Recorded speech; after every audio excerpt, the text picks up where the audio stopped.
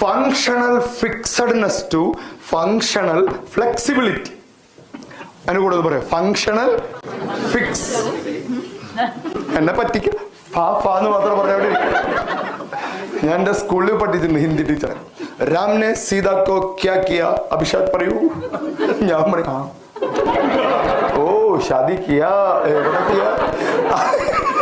Fixed ആയി നിൽക്കുന്ന കുറെ സാധ്യതകൾ, അതായത് ഉറച്ചു നിൽക്കുന്ന കുറെ സംഗതികൾ, അതിനെന്താക്കി മാറ്റി?